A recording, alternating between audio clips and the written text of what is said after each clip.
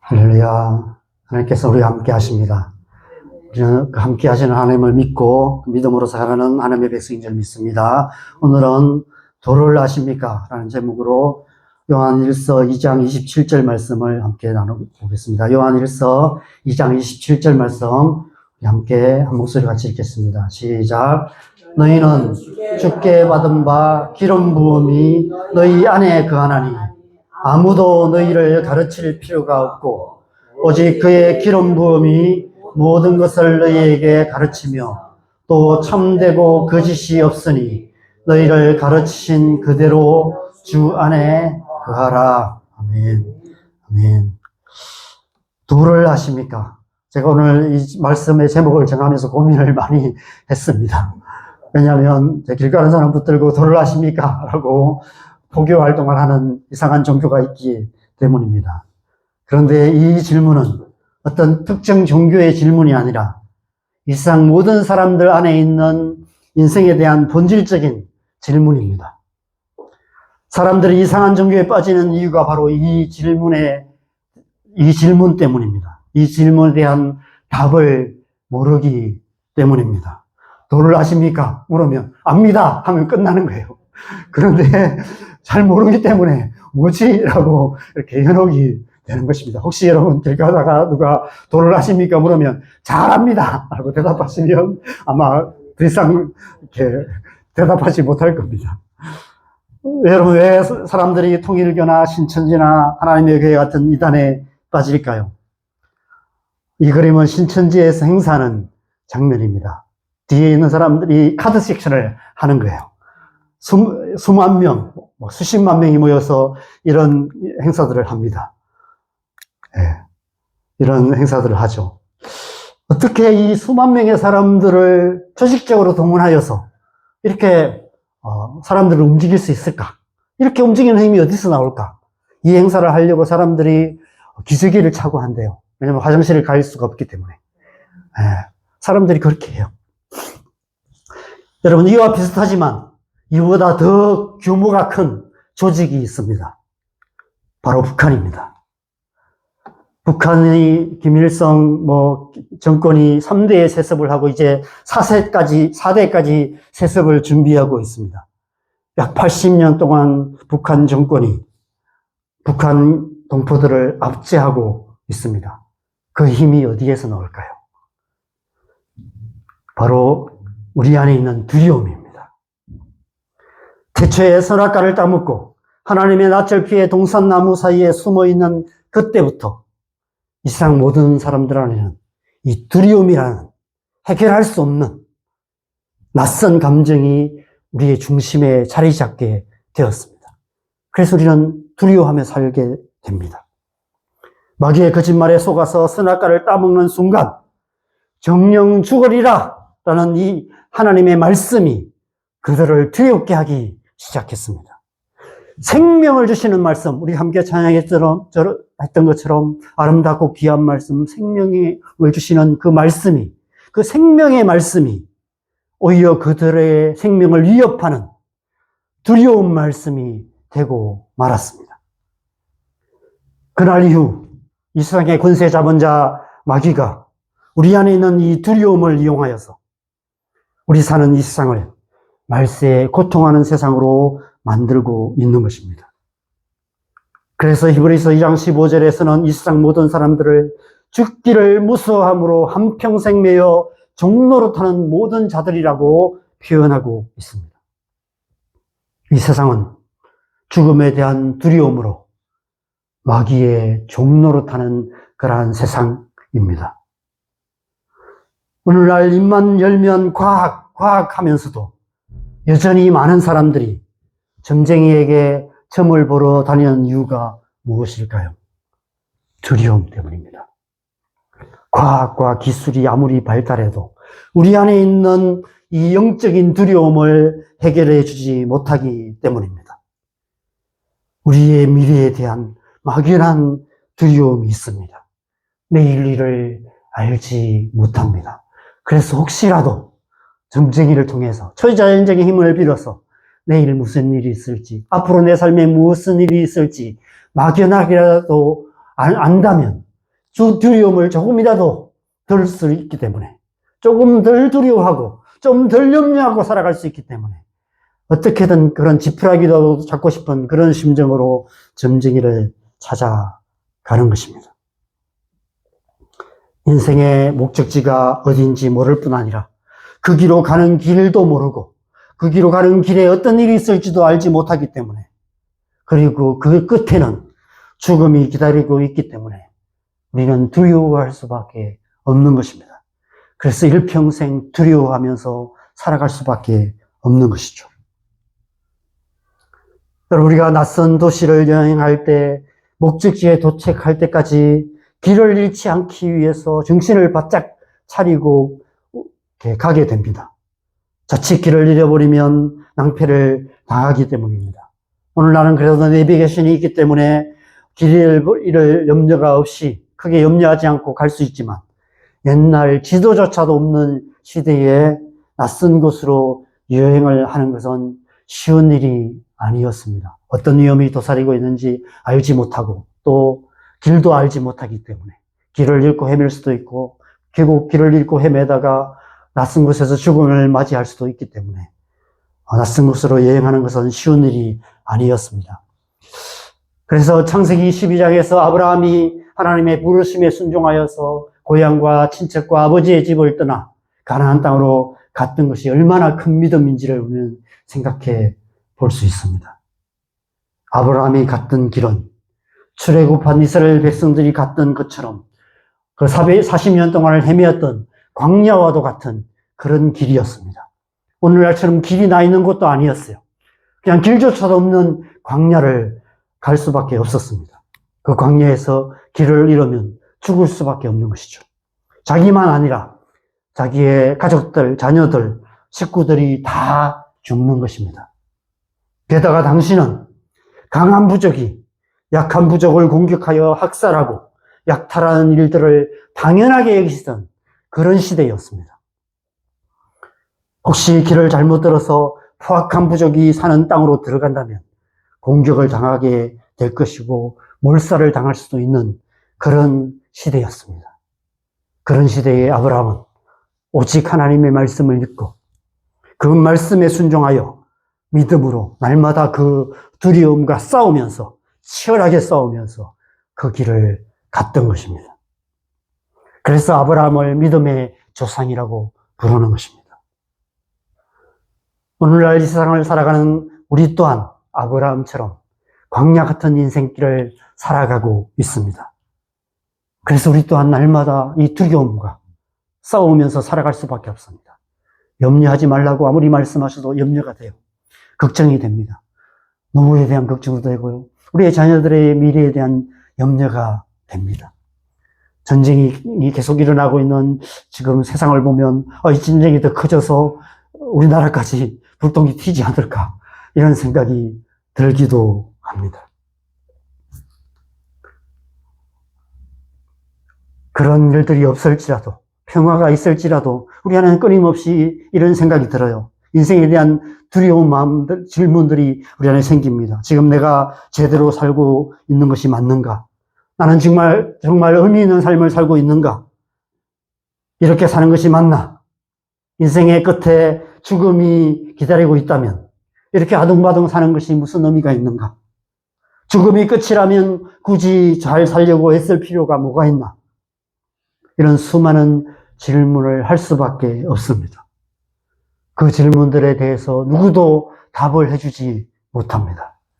진지하게 그런 질문을 할 나이인 사춘기에 우리는 우리 아이들에게 이렇게 대답합니다. 쓸데없는 생각 말고 공부나 열심히 해. 마치 공부 열심히 해서 좋은 대학만 가면 인생의 답을 알게 될 것처럼 얘기합니다.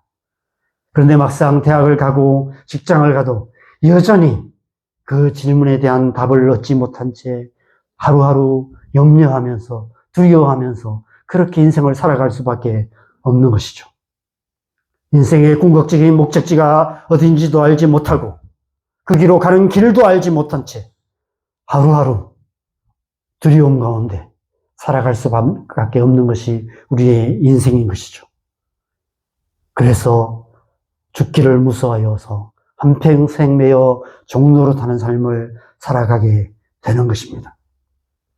그런데 아무리 광야 같은 길이라 할지라도 두려움 없이 갈 수 있는 길이 있습니다. 그 길을 나는 누군가의 인도를 따라서 가면 길 잃어버릴 염려 없이 그 길을 갈 수 있습니다.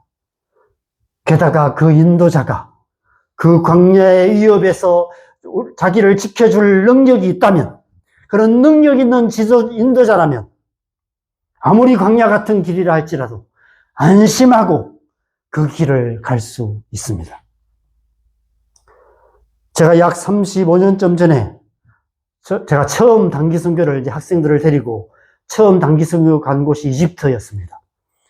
이집트 단기 선교를 가서 그때 있었던 일입니다. 나일강을 따라서 이집트 남쪽 지역에 기독교 마을에 가서 이제 사역을 하고 2박 3일인가 거기서 사역을 하고 이제 카이로로 돌아오는 길이었습니다. 근데 그 사이에 이슬람 과격단체들이 테러가 있었습니다. 카이로에 테러가 있었는데 아마 그때 일본인 관광객이 탄 버스에 폭탄 테러가 있었던 것 같아요. 그래서 아시다시피 이집트는 관광으로 얻는 수입이 가장 큰 나라예요. 그래서 만약 그런 테러가 있으면 이제 관광객들이 안 오면 이제 경제 위협이 되기 때문에 이제 관광객에 대한 보호 비상조치가 내려졌습니다. 그래서 저희가 이제 그 이집트 남쪽에서 카이로로 온다는 소식이 어떻게 알았는지, 이렇게 다 파악하고 있었나 봐요. 그래서 이제 저희가 오는 이 미니버스를 타고 올라왔는데, 미니버스를 타고 한 4시간 정도 왔는데, 그죠? 오는 그 길 내내 앞과 뒤에서 경찰차들이 호송을 했습니다. 이제 지역 경계가 바뀌면 잠시 멈추더라고요. 그러면 이제 그 호송에 왔던 경찰차들이 돌아가고, 또 다른 이제 그 지역 경찰차들이 와요. 그래서 또 앞과 뒤에서 호송을 했습니다. 어떤 지역은 막 장갑차가 앞에서 막 호송을 하고, 이게 무슨 일인가 처음에는 몰랐어요. 나중에 이제 선교사님이 그런 얘기를 하더라고요. 지금 이집트에 이제 카이로에 그런 테러가 있어갖고, 이제 비상사태가 생겨서 우리를 이렇게 호송하는 것이다. 그래서 저희들이 장갑차의 호송을 받으면서 카이로로 돌아왔던 그런 기억이 납니다. 한 번은 어떤 지역에서는, 그죠? 저희가 이제 이 앞에 경찰차가 가고, 저희가 차가 있고, 뒤에 차가 가는데, 어떤 택시가 앞질러서 경찰차와 저희 차 사이에 끼어들었어요. 그런데 갑자기 이제 그 차가 앞에 경찰차가 멈춰 세우더라고요. 그리고 멈춰 세우니까 이제 이 택시가 멈춰 서서 택시기사를 내리기로 하더니 갑자기 뺨을 막 사정없이 때리더라고요. 그래서 제가 깜짝 놀랐습니다. 그러면서 뭐라고 막 혼을 냈습니다. 그리고 이제 우리가 저희 길을 왔죠. 그래서 저희가 이제 그런 경험도 했었습니다. 그래서 테러가 위협이 있는 그런 속에서도 안전하게 카이로로 돌아왔던 기억이 납니다.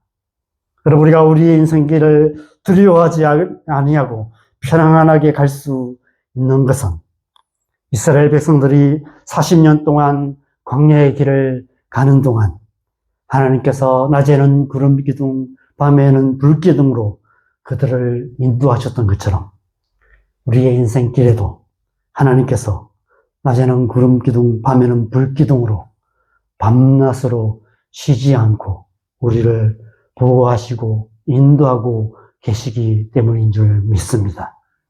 그래서 우리는 두려움 없이 이 세상을 살아갈 수 있는 것입니다. 우리가 지금 하나님의 그리스도인의 능력이라는 주제로 말씀을 나누고 있습니다. 첫 번째는 죄를 이기는 능력에 대해서 말씀을 나눴고요. 그 죄를 이기는 능력은 예수 그리스도의 십자가의 능력이라는 사실을 우리가 함께 생각했습니다. 두 번째는 선을 행하는 능력에 대해서 말씀을 나누었습니다. 거룩한 사랑의 능력, 거룩한 사랑으로 우리를 사랑하시는 그 하나님의 사랑의 능력에 대해서 우리가 함께 생각했습니다. 오늘은 세 번째로 하나님의 뜻을 분별하는 능력에 대해서 생각하려 하는데, 이점에서 다시 확인해야 될 사실이 하나 있습니다. 그리스도의 능력은 성령의 능력이라는 사실입니다. 여러분, 예수님의 제자들이 능력 있는 삶을 살기 시작한 때가 언제부터인지 여러분 아실 것입니다. 예수님의 제자들은 갈릴리 바다에서 대부분 어부로 살았던 그런 사람들이었습니다.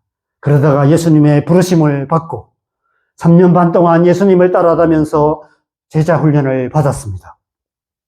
이 세상 최고의 제자 훈련 전문가에게 가장 효율적인 제자 훈련을 받았습니다.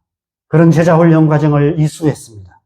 그럼에도 불구하고 십자가를 향하는 그 길에서 누가 더 큰 자인가 서로 다투다가 막상 십자가 앞에서는 예수님을 부인하고 다 도망치고 말았습니다. 그랬던 제자들이 한순간에 완전히 달라졌습니다. 오순절 성령께서 강림하시는 그 순간 제자들은 능력 있는 그리스도인으로 살아가기 시작했습니다. 그리고 그들을 통해서 초대교회 공동체 안에 큰 부흥의 역사가 일어났고 대부분의 제자들은 예수님처럼 순교로 삶을 마치게 되었습니다. 죽음조차도 두려워하지 않고 예수 그리스도의 복음을 전했고 능력 있는 그리스도인으로 살아갈 수 있었던 것입니다. 우리 또한 마찬가지입니다.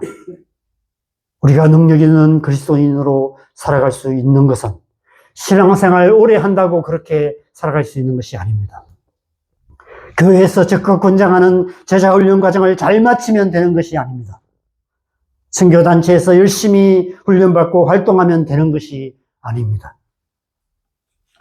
사도행전 1장 8절 말씀처럼 오직 성령이 너에게 임하시면 너희가 권능을 받고 예루살렘과 온 유대와 사마리아와 땅끝까지 이르러 내 증인이 되리라 하시니라. 예수님의 마지막 말씀처럼 오직 성령이 우리 안에 임하셔야만, 성령의 권능이 우리 안에 임하셔야만 우리는 능력 있는 그리스도인이 될 수 있는 것입니다. 성령으로 충만함을 받아서 성령의 인도하심을 따라 살며 성령의 권능으로 살아갈 때 우리는 능력 있는 그리스도인으로 살아갈 수 있는 것입니다. 성령께서 우리 안에 충만하게 임하실 때 우리 안에 죄를 이기는 능력을 주십니다. 죄 유혹에 대해서 노라고 말할 수 있는 능력을 주십니다. 점점 더 죄 유혹으로부터 승리하는 삶을 살게 되고 마침내 온전히 죄를 이길 수 있는 그런 하나님의 사람, 거룩한 사람이 되어가는 것입니다.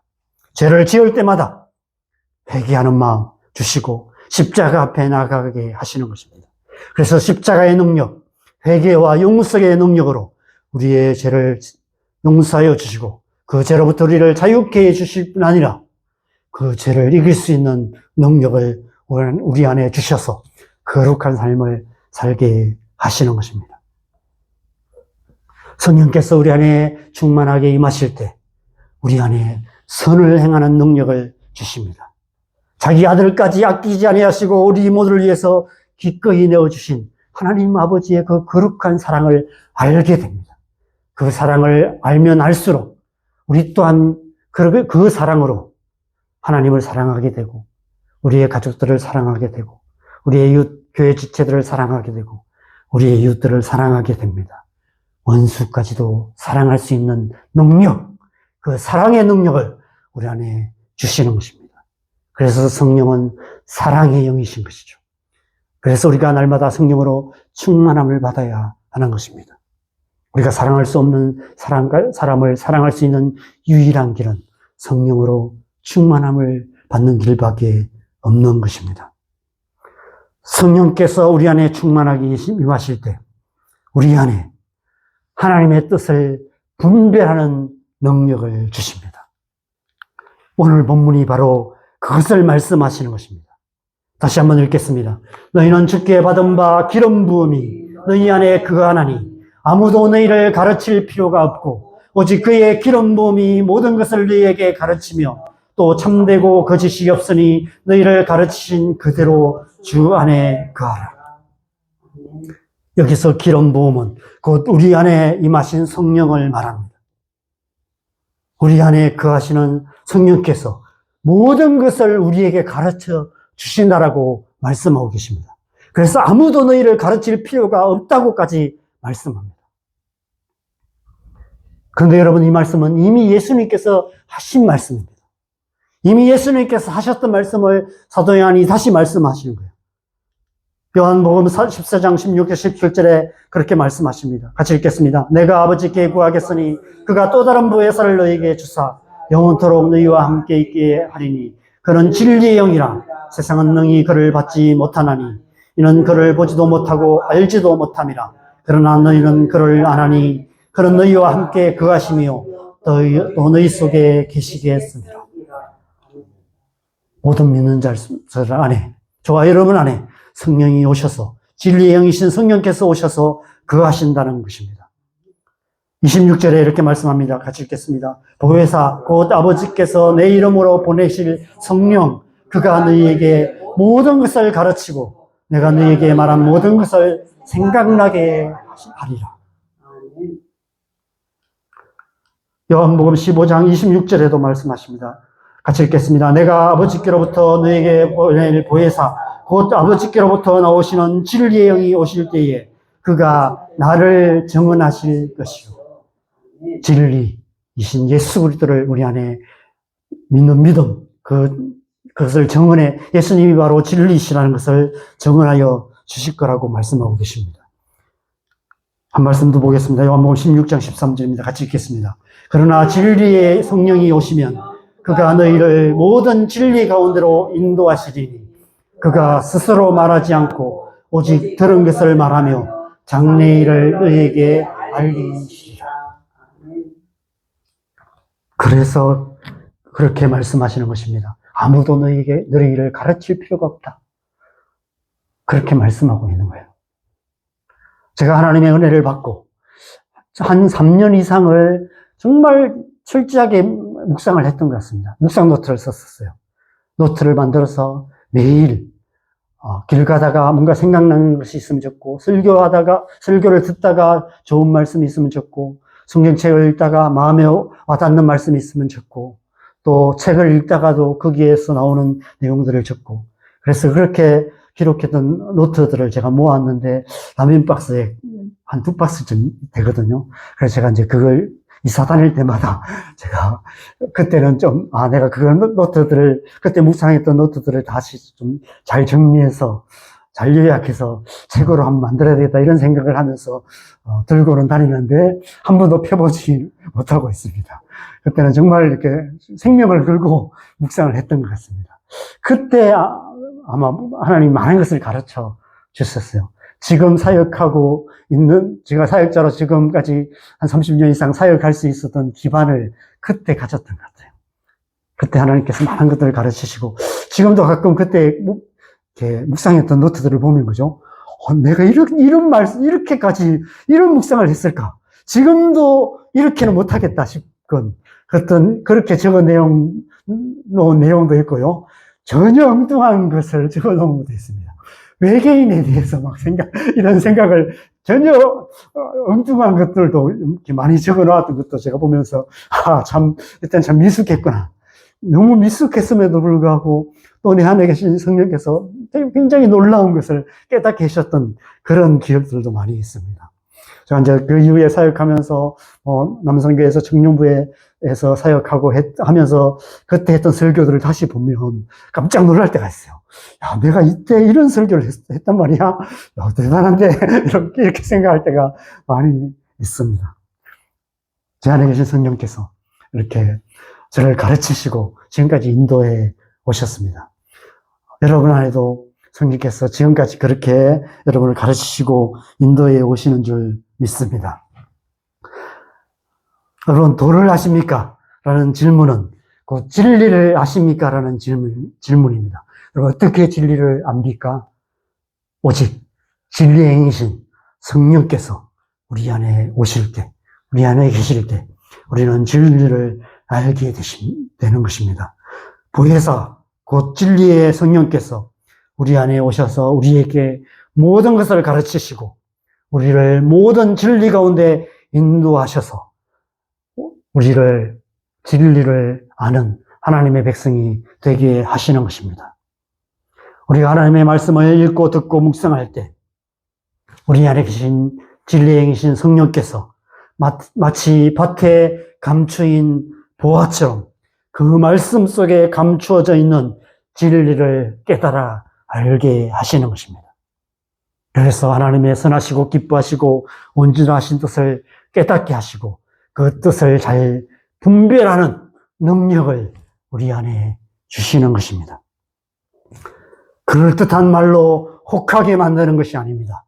이단들이 그렇게 합니다. 사도 요한이 이미 예수님께서 하신 이 말씀을 반복하여 말씀하는 이유가 있습니다. 그 앞절을 보면 이렇게 말씀하고 있어요. 같이 읽겠습니다. 너희를 미혹하는 자들에 관하여 내가 이것을 너희에게 쓴도라. 너희를 미혹하는 자들, 곧 이단들 때문에 이 말씀을 쓴다라고 기록하고 있습니다. 이 앞의 말씀들을 보면 이렇게 말씀하세요. 2장 18절 같이 읽겠습니다. 아이들아, 지금은 마지막 때라. 즉 그리스도가 오리라는 말을 너희가 들은 것 같이 지금도 많은 즉 그리스도가 일어났으니 그러므로 우리가 마지막 때인 줄 아노라. 사도 요한이 이 서신서를 기록할 당시에도 이미 수많은 이단들이 등장하기 시작했음을 알 수 있습니다. 아이들아 라고 말하고 있습니다. 너희가 아직 어리다. 너희가 아직 어리기 때문에 이것을 잘 분별해야 된다라고 말씀하고 있는 것입니다. 많은 사람들이 우리 안에 계신 성령의 가르치심에 귀 기울이지 않고 사람들의 그럴듯한 주장과 진리를 벗어난 가르침에 미혹되어 이단에 빠지고 있는 그런 시대에 사도 요한이 이 말씀을 하고 있는 것입니다. 그 다음 절을 보면 이렇게 말씀하세요. 같이 읽겠습니다. 너희는 거룩하신 자에게서 기름 부음을 받고 모든 것을 아느니라. 내가 너희에게 쓰는 것은 너희가 진리를 알지 못하기 때문이 아니라 알기 때문이요. 또 모든 거짓은 진리에서 나지 않기 때문이라. 그래서 오늘 본문에 이렇게 말씀하고 있습니다. 너희는 주께 받은 바 기름 부음이 너희 안에 가나니 아무도 너희를 가르칠 필요가 없다라고 말씀하고 있는 것입니다. 성령의 기름 부음 안에서 우리는 하나님의 말씀을 읽고 듣고 묵상할 때 우리 안에 계신 성령께서 우리를 직접 가르쳐 주신다는 것입니다. 누군가의 가르침을 통해서가 아니라 성령으로 말미암아 진리를 알게 되는 것입니다. 신앙생활은 우리 안에 계신 성령의 가르침에 귀를 기울이며 그 가르침을 따라서 진리를 알게 되고 그 진리를 따라서 살아가는 것이 신앙생활입니다. 능력 있는 그리스도인의 삶은 성령의 가르침을 따라 하나님의 진리를 깨달아 알고 그 하나님의 진리의 말씀으로 하나님의 뜻을 잘 분별하여서 하나님의 뜻 가운데 살아가는 것이 능력 있는 그리스도인의 삶인 것입니다. 왜 수많은 사람들이 이단의 말도 안 되는 교리에 미혹될까요? 둘 중에 하나입니다. 그들 안에 성령께서 거하시지 않거나 그들이 성령의 가르치심이 아닌 사람들의 가르침을 따르거나 둘 중에 하나입니다. 사람들이 성령의 가르침이 아닌 사람들의 가르침에 미혹되는 것은 영적인 두려움 때문입니다. 영적으로 어린 사람들이 영적인 두려움에 사로잡혀 성령의 가르침이 아닌 이단들의 그럴듯한 말에 미혹되는 것입니다. 그들은 아직 영적인 어둠 속에 있는 자들이어서 진리의 빛을 보지 못하고 그로 인해 영적인 두려움에 사로잡히게 되는 것입니다. 예수 그리스도만이 진리라는 사실을 믿지 못하는 거예요. 제가 오래전에 청년 때 신앙생활을 했던 교회에 어떤 자매가 창원에 산다는 소식을 요 근래에 들었어요. 누군가 통해서 이렇게 전해 들었습니다. 그래서 그 자매가 전화가 몇 번 했습니다. 그러다가 제가 이제 갑자기 어느 날 궁금해졌어요. 제가 그 자매 얼굴도 제대로 잘 모르거든요. 그런데 너무 자주 전화를 하는 거예요. 그래서 제가 이제 여러 가지를 묻다가 어느 교회를 다니냐 물었더니 신천지 창원교회를 다녔다는 거예요. 그러면서, 그래서 제가 이제 놀러갖고 제가 이제 몇 가지를 물었어요. 자매는 예수님 믿냐고. 믿는데요. 그러면 자매는 지금 죽는다면 천국에 갈 확신이 있냐고. 그랬더니 이렇게 대답하는 거예요. 그럴 확신이 있는 사람이 누가 있냐고. 그래서 제가 그렇게 얘기했습니다. 오직 믿음으로 천국에 가는 것이다. 그것이 전부다. 그것이 진리다. 그게 아니라는 거예요. 그러면서 나중에 이제 몇 번 통화를 하다가 막 제 본색이 드러나더라고요. 1960 몇 년도에 이미 예수님이 이 땅에 오셨대요. 그런데 우리가 모르고 있다는 거예요. 목사들이 그걸 몰라서 성도들을 올바른 곳으로 인도하지 못하고 있다는 거예요. 그래서 제가 이제 알겠다. 그만하자 하고 끊었습니다. 그래서 제가 이제 그 이후부터 제가 전화를 안 받습니다. 더 이상 얘기할 수가 없겠구나. 제가 이제 결론을 내리고 안 받죠. 그냥 기도만 하고 있어요. 그냥 하나님 은혜를 베풀어 주시도록 기도는 하지만 제가 이제 더 이상 내가 어떻게 할 수 없구나 하는 생각을 하게 됩니다. 1966년에 예수님이 오셨다는 걸 여러분 믿으십니까? 어떻게 이게 믿어져요? 두려움 때문에 그래요. 천국에 가지 못할 거라 두려운 것이죠. 예수님을 믿는 것만으로 부족하다고 생각해요. 뭔가 좀 더 행함이 필요하다고 생각하는 거예요. 그래서 그 교리를 따라서 열심히 하면, 그래서 기저귀 차고 그런 일을 하는 거예요. 그렇게 열심히 하면 14만 4천이라는 그런 택한 사람 속에 들어갈 수 있기 때문에 시험도 치고 그렇게 하는 것입니다. 영적인 두려움에 사로잡혀서 분별력을 잃어버리게 돼요. 여러분, 타조 효과라는 것이 있습니다. 타조가 맹수가 나타나서 두려움에 사로잡히면 그냥 머리를 모래 속에 파묻는데요. 두려움 때문에 분별력을 잃어버리게 된다는 것입니다. 이성이 마비되어서 분별력을 잃어버리게 되고 말도 안 되는 말에 속아 넘어간다는 것입니다. 바로 이단에 빠진 사람들이 바로 그런 사람들입니다. 두려움에 사로잡혀서, 영적인 두려움에 사로잡혀서 이성이 마비되어서 분별력을 잃어버리게 되고 말도 안 되는 그런 말에, 교리에 미혹되어 거기에 끌려다니고 있는 것이죠. 그래서 베드로후서와 유다서에는 이단들을 이성 없는 짐승이라고 표현하고 있습니다. 그러나 이 사람들은 본래 잡혀 죽기 위하여 난 이성 없는 짐승 같다라고 표현하고 있습니다.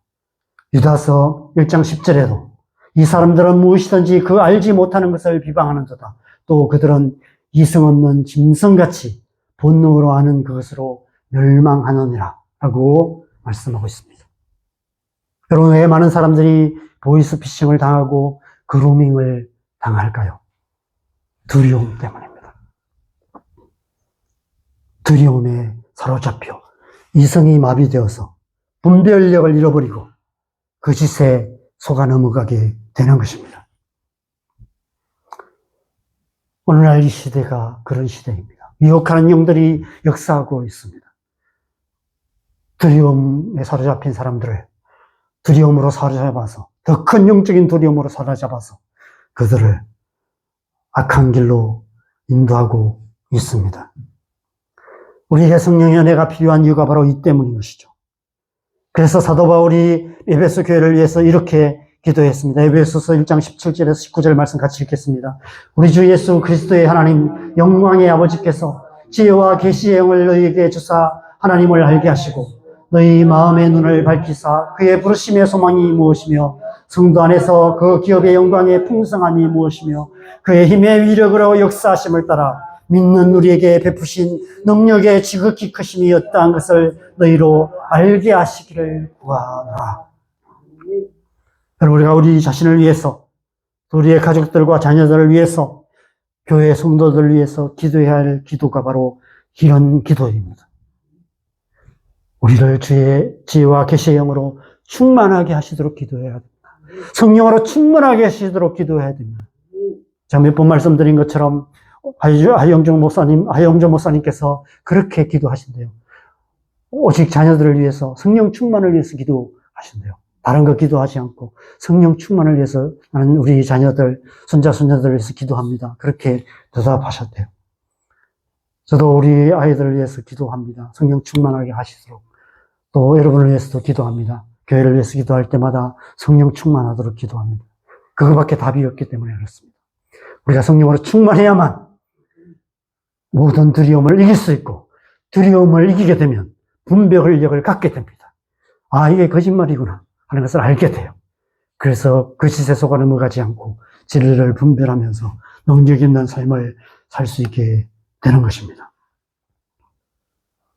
그 옛날 이스라엘 백성들이 광야의 길을 갈 때 여호와 하나님께서 낮에는 구름기둥, 밤에는 불기둥으로 그들을 인도하셨다는 것처럼 이 광야 같은 인생길을 가는 동안 성령께서 그렇게 우리와 함께 계셔서 우리를 빛 가운데로 인도하시는 것입니다. 우리가 날마다 성령으로 충만함을 받아서 성령으로 살며 성령으로 행할 때 우리를 미혹하는 영들로 가득한 이 세상 속에서도 하나님의 뜻을 잘 분별하여서 진리를 알고 진리로 말미암아 자유를 누리게 되는 것입니다. 오늘 본문처럼 아무도 우리를 가르칠 필요가 없습니다. 우리 안에 계신 성령께서 친히 우리에게 모든 것을 가르치실 것입니다. 그래서 우리가 날마다 하나님의 말씀을 가까이 해야 하는 것입니다. 하나님의 말씀을 읽고 듣고 묵상하기 힘써야 하는 것입니다.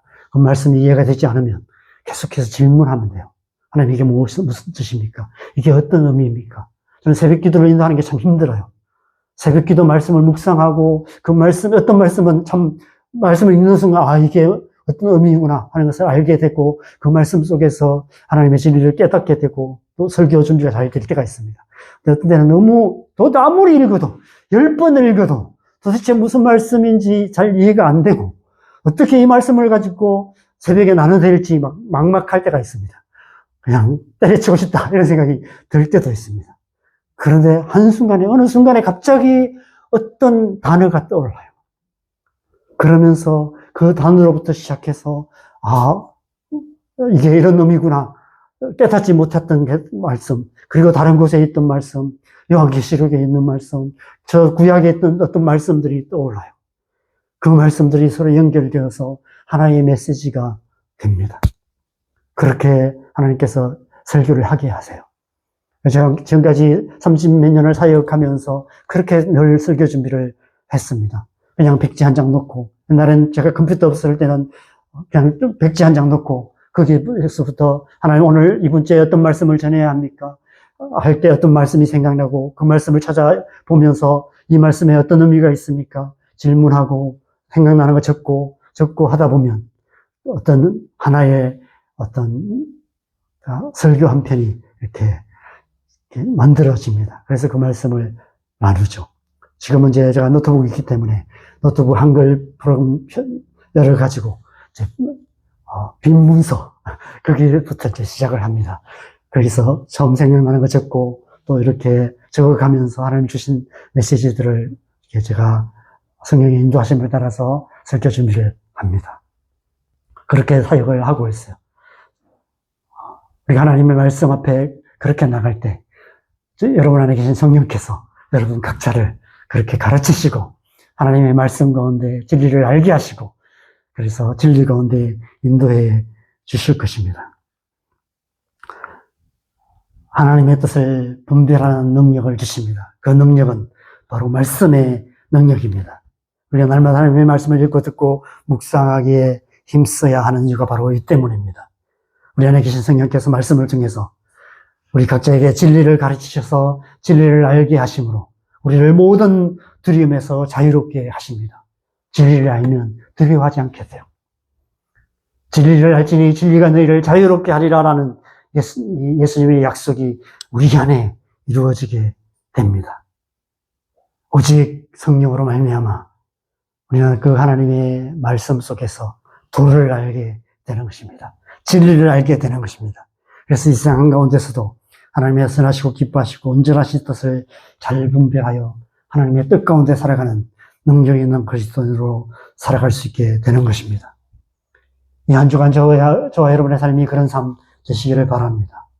하나님의 말씀의 능력으로 하나님의 뜻을 잘 분별하여서 능력 있는 그리스도인으로 살아가는 저와 여러분 되시기를 주님의 이름으로 간절히 축원합니다. 우리 함께 찬양하겠습니다.